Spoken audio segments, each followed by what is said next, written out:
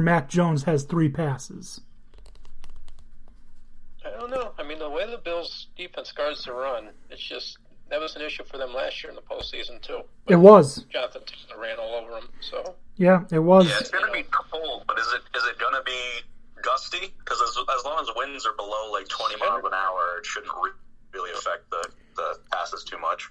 Saturday is going to be like single digits. Yeah, so 3 degrees. Yeah, it's supposed to be partly cloudy. Doesn't say anything about windy on AccuWeather. But interesting. I think it's only like a 3% chance of snow though right now. Yeah. So for me, this one's very hard to pick because I think, all right, whoever wins this game is going to the Super Bowl. Is my prediction. Yeah. Okay. I think it's going to be the Bills. I think it's going to be the Bills. I really do. The last few weeks, they've been relying a lot on Singletary, and it's paying off for them. They're realizing he can run. Haven't seen as much that I'd like from Zach Moss, but I think Singletary is a very good running back. Josh Allen is just one of those dynamic players who can beat you with his legs, beat you with his arm, and will almost always beat you with his mind. So I like Josh Allen. He's got the playoff experience, as Dan Beebe said for the last one. Mac Jones seems to be hit or miss. He struggled against the Dolphins twice. He played well against Dallas. Can the Patriots get away with Mac Jones not throwing a lot? I don't think they can again. I just don't think they can. I'm going to take the Bills to win in a fairly close one score. Maybe a touchdown game. I think the Bills are going to win it. I think it's... Sorry, go ahead. All right. I think it's, definitely I think it's going to be similar to how they played the Colts last year. It's going to be definitely hard fought. You won't be able to take any kind of big plays for granted, but I could see Buffalo winning it kind of like in the clutch on the last drive at the end of the game. Getting a key defensive stop. Right, and I know, you're obviously down for Tre'Davious White, but, you got Micah Hyde, you got Poyer, Poyer, you got Ed Oliver, Matt Milano, so Ed Oliver. What's his name? Greg Rousseau, the monster. Yep. Yeah. So, this is like the opposite of the Bengals Raiders, because this I feel like is going to be a very defensive game. Could come down to like one mistake, one fumble. It's going to be super interesting. Man, I don't know. Key? I really don't know. Sorry. No, I was just going to say, as kind of like a final note, I guess what's going to be key for the Buffalo is that, Josh Allen just doesn't get in his own head and hopefully he doesn't make desperation throws. So. Yeah, can't play hero ball. Yep. Who's your pick, BB? You going with your guys? Yeah, I'm going to go Buffalo. Okay. Mark me down for Buffalo as well. It's so tough because it's Bill Belichick, and you don't really want to bet against him in the playoffs. But I also just do not trust a rookie quarterback in the playoffs either. I do. Reps are going to be blowing less whistles, and the pressure is absolutely on. And he played for Bama, and there was a lot of pressure there, but I don't think there's anything quite like the NFL playoffs. Yeah, so it's a sweep for the Bills. All right, we're going to move on. Yeah, that is going to be a field goal game. That's going to be a last second, game-winning field goal type deal. Mm-hmm. Probably. But let's move on to the Sunday games. Up first, we got the 13-4 Tampa Bay Buccaneers playing host to the 9-8 Philadelphia Eagles. Now, I think the Bucs easily win this one. Well, we have the Buccaneers who don't have Chris Godwin, who don't have Antonio Brown. They do still have Gronk. They've got Mike Evans.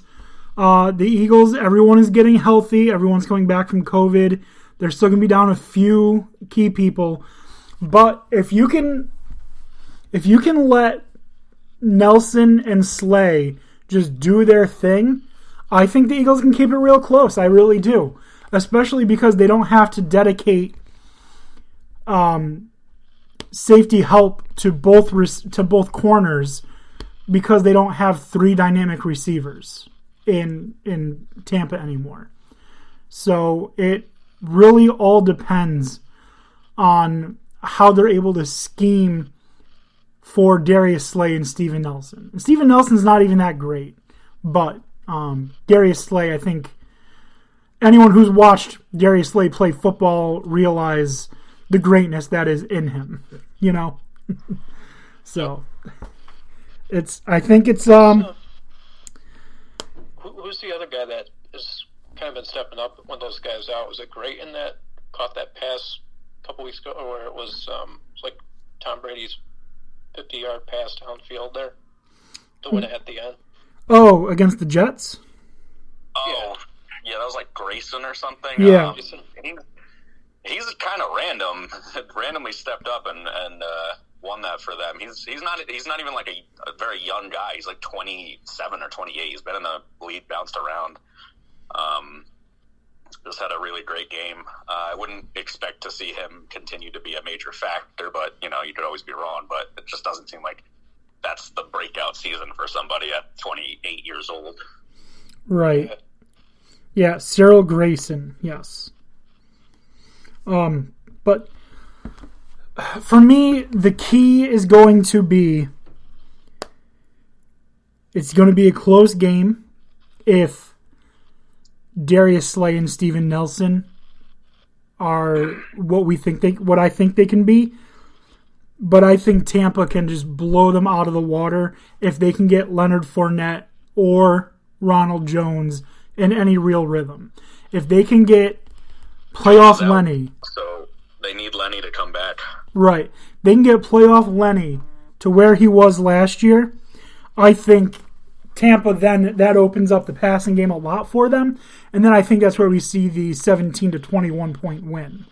I don't think that's going to happen. I think we're going to see Leonard Fournette play well. And I think we're going to see a 10 to 14 point Buccaneers win. I don't think it's going to be a crazy high number.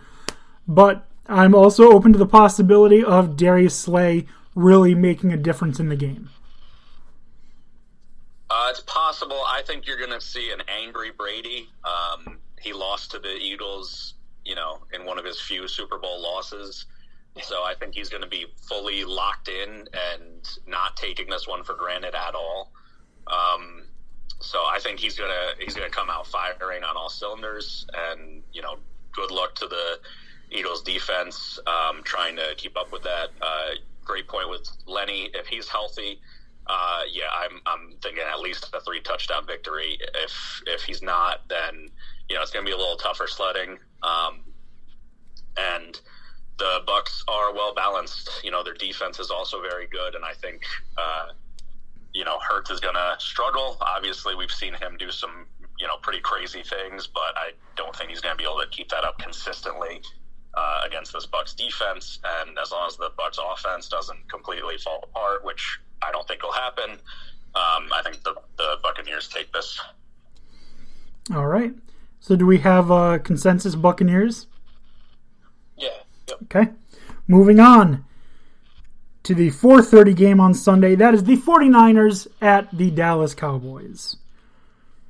12-5 Dallas plays host to the 10-7 49ers. 49ers who won their way into the playoffs in the last week of the season. Honestly, I don't think the 49ers are going to stand a chance. Biggest reason being Jimmy Garoppolo. We've seen time and time again that when he has pressure in his face, he crumbles. He throws interceptions. He tries to make something out of nothing, and it ends up being a lot of something for the defense.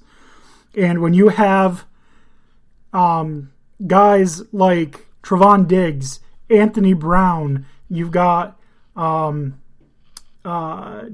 Kearse, Jordan Lewis, guys that are good at getting to the ball on bad passes. Cowboys tied in the league for first place in interceptions. That plays very well into the Cowboys' hand. Dak Prescott, super poised. I trust him way more than I trust Jimmy Garoppolo. The 49ers, on paper, have a better defense, but Micah Parsons, Randy Gregory, and DeMarcus Lawrence running at your face is not something that I ever want to see. That's crazy scary. The line right now is at 3. I think Dallas is going to beat them pretty good. I think easily cover 14 there. Even 21 maybe. I'm going to disagree that it's going to be any sort of easy victory. I think the 49ers match up extremely well with Dallas. I don't think they're going to be trying to pass that much. I think they're going to be all about the run game and getting Debo, open however they can, and he's going to be the X factor.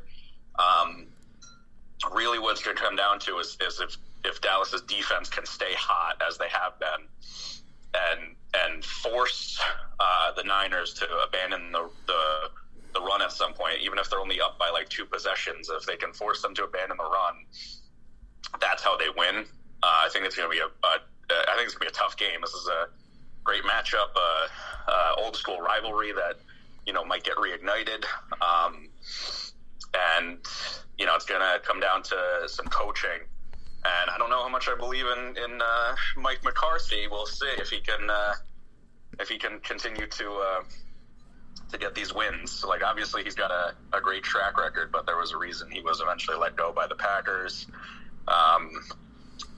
So for me, I think it'll be a close one. For me, it comes down to, I think the Cowboys don't have a better defense than the 49ers do necessarily, but I trust the Cowboys' defense to stop the 49ers much more than I trust the 49ers' defense to stop the Cowboys.